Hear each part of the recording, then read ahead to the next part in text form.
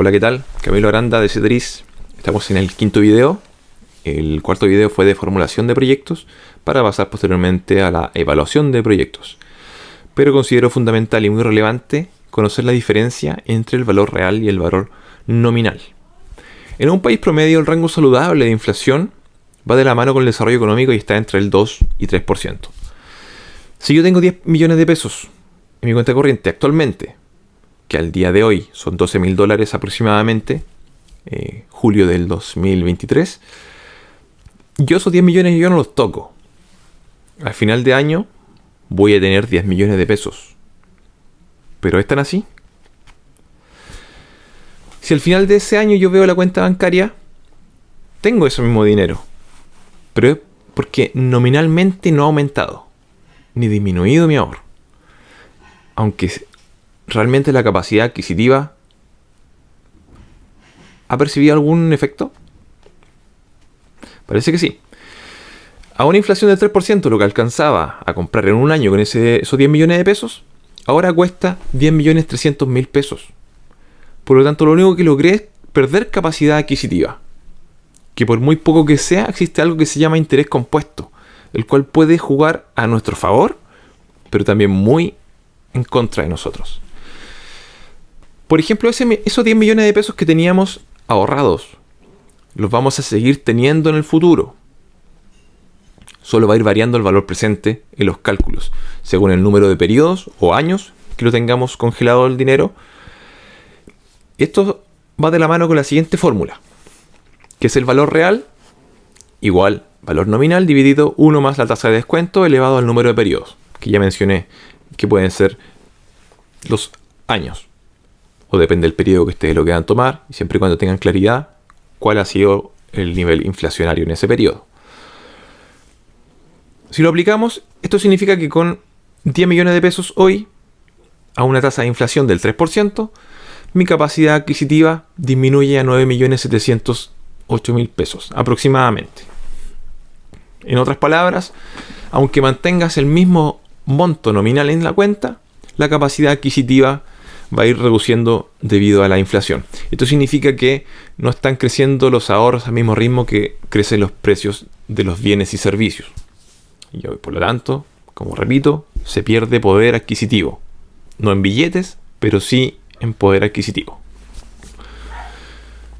Es por eso que mantener grandes sumas de dinero en cuentas con tasas de interés muy bajas o sin rendimiento de inversión puede llevar a una pérdida de valor real a lo largo del tiempo debido al efecto inflacionario. Para combatir esta pérdida de poder adquisitivo es importante considerar opciones de inversión que ofrezcan rendimientos superiores a las de la tasa de inflación, como por ejemplo que son las inversiones en acciones, inmuebles, ETFs, criptomonedas, conociendo bien de qué se tratan, fondos mutuos y otros instrumentos.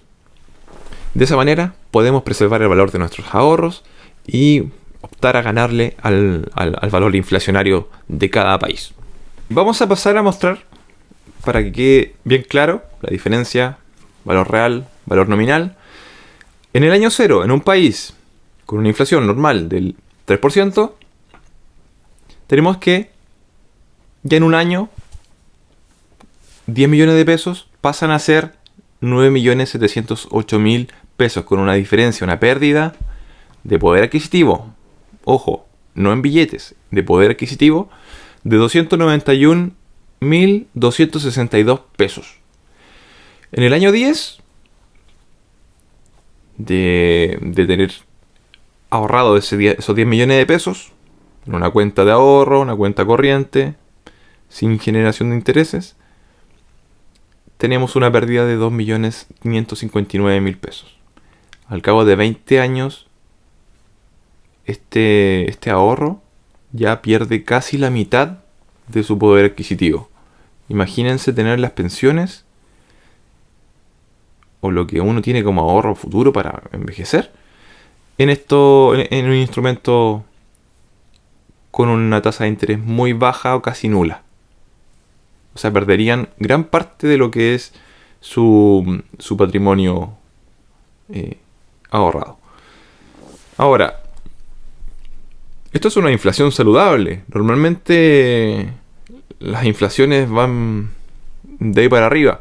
Eh, Pongamos una inflación de un 5% como prueba. Tenemos que al año 13 ya tenemos la mitad de los ahorros en cuanto a poder adquisitivo. Pongamos un 10%. Ya tenemos que en el año 8 ya pasamos la mitad. O sea, a un 10% de tasa de inflación tenemos al año 8 la mitad de poder adquisitivo en sus ahorros. Ahora, si nos vamos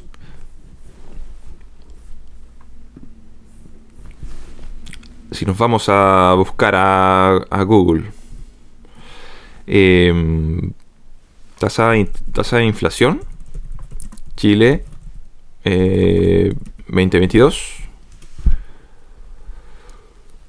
en junio de 2022 un 12,5 interanual. Utilicemos el 12,5. Con un 12,5%, 10 millones partiendo... Uy, se me cae el micrófono. 10 millones al quinto sexto año,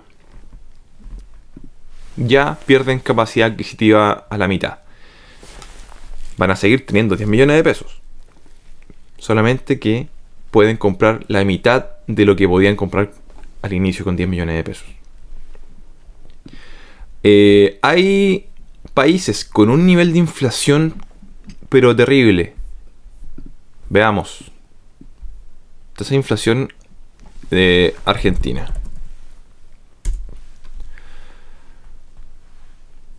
94%. Son datos que estamos buscando a la rápida. Pero yo sabía que estaba cerca del 100%. En Argentina, tener 10 millones de pesos al inicio, en un año, ya tenemos la mitad en poder adquisitivo. Y se ve en el gráfico. Se ve en el gráfico brutal. Brutal la diferencia. Demasiada. Ya tenemos la mitad en un año. Imagínense, en 10 años ya tienen prácticamente cero poder adquisitivo. Solamente los que son millonarios están manteniendo un nivel de vida un poco más acomodado. Vamos a Venezuela, que está muy similar por lo que entiendo, solamente que lleva mucho más tiempo. Y esto lo digo con todo el respeto que puede haber en el mundo. Inflación, tasa de inflación 2024, lo proyectado 2022 200%. Uf, el doble. 200%. 10 millones. En un año ya tenemos un tercio de poder adquisitivo. En 2 años tenemos un décimo. Prácticamente en el año 5 ya no tenemos poder adquisitivo. 10 millones de pesos se transforman casi cero. Prácticamente a los 16 años son cero, pero no vamos a comparar 41.000 pesos del año quinto a 0 pesos del año 16. O sea, prácticamente al año quinto ya no tienen nada. Es súper triste. Pero bueno, como les comentaba, una tasa de inflación saludable, 3%. Su poder adquisitivo disminuye en 20 años a la mitad. Y centrémonos en esto principalmente. Sus pensiones o sus ahorros para la vejez, si lo dejan en un lugar, en una cuenta de ahorro corriente sin tasas de interés positiva, va a ir perdiendo poder adquisitivo,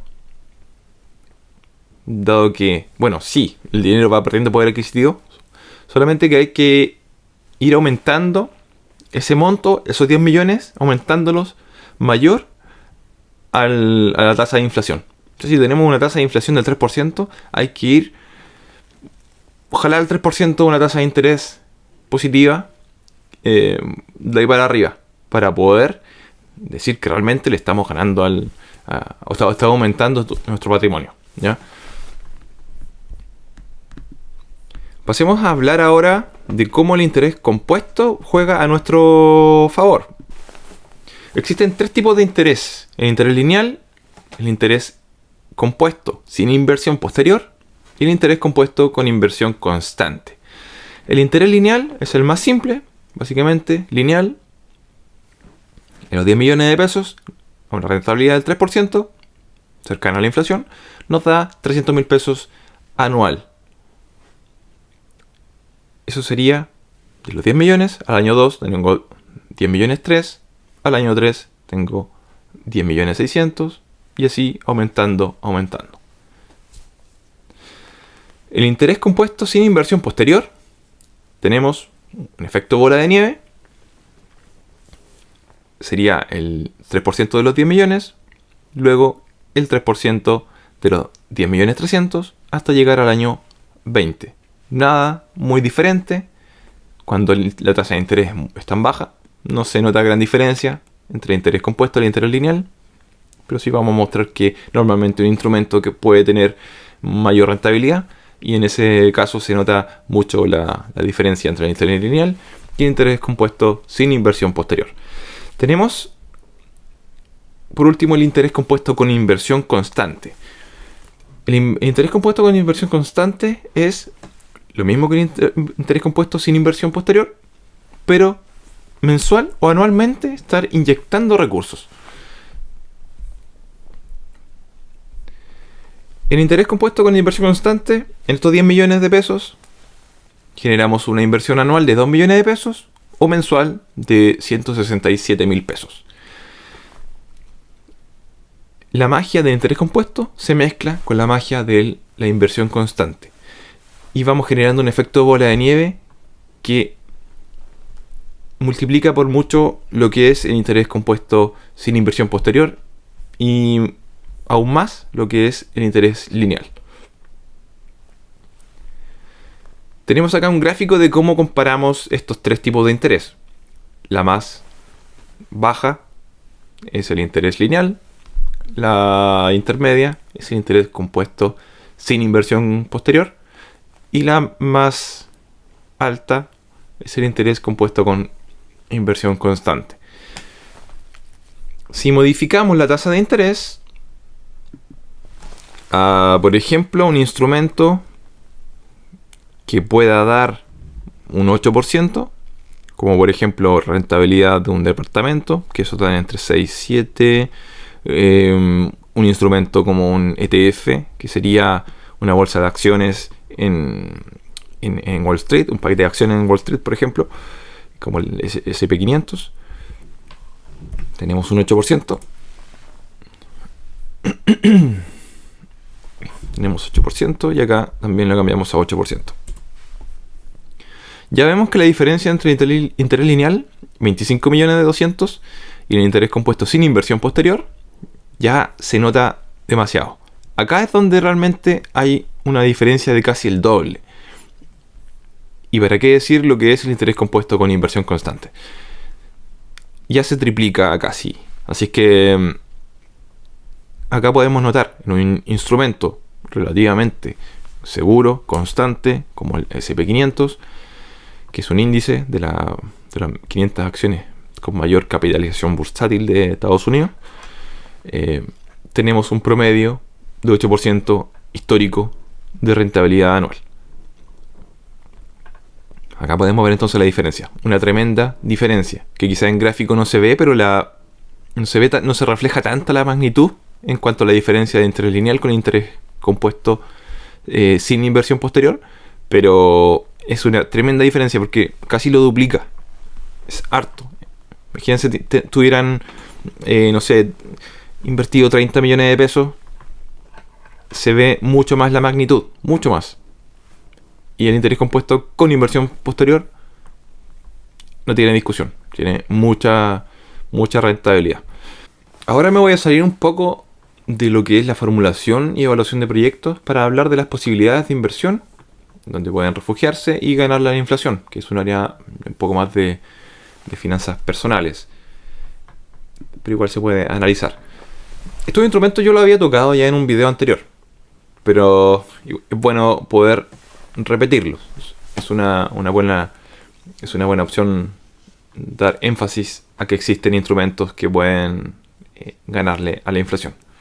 Tenemos el trabajar con inmuebles, la compra y venta de departamentos, casas, terrenos, genera rentabilidades bien atractivas.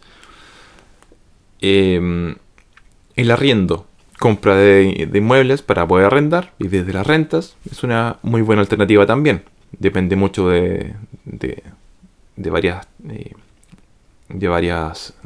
variables, valga la redundancia. Por ejemplo, la ubicación, la construcción, los valores, entonces, o la futura plusvalía que pueda tener, todos esos análisis. Tenemos el depósito a plazo, un instrumento de ahorro que va casi a la par, muy parecido a lo que es la inflación. No es muy atractivo, pero bueno, es mejor que no tenerla generando intereses. Ya vimos lo que puede ocasionar si es que no la tenemos invertida. Fondos mutuos, que sí también pueden ser atractivos, depende mucho de cómo va el mercado. Y además cobran comisiones. No soy tan fanático de los fondos mutuos. Acciones y ETFs, yo lo encerraría todo en un mismo saco, ¿ya? Así que es una alternativa a mirar, a considerar, y es donde personalmente estoy invirtiendo. Criptomonedas, también algo entretenido, hay que entenderlo, algo tecnológico, que para muchos puede ser algo desconocido, para otros puede ser una estafa. Ya está demostrado que no ha sido así, pero cada uno tiene que estudiarlo y tener su propia opinión.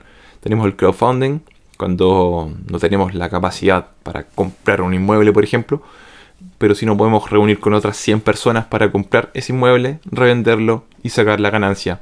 Por ejemplo, compramos una casa de 100 millones de pesos entre 100 personas, cada uno aporta 1 millón de pesos. Se vende la casa en 200 millones de pesos, cada uno propietario del 1%, recibe 2 millones de pesos. Un ejemplo muy a la rápida.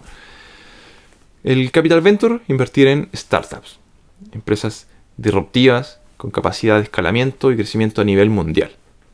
Básicamente eso es el instrumento a mi gusto más riesgoso, dado que 1 de cada 10 es exitosa, pero hay que tener ahí un buen ojo para saber en qué empresa vamos a invertir. Es muy riesgoso. Algunos quedan con 0 pesos por invertir en empresas que no les da ningún retorno, ¿ya? Así que eso.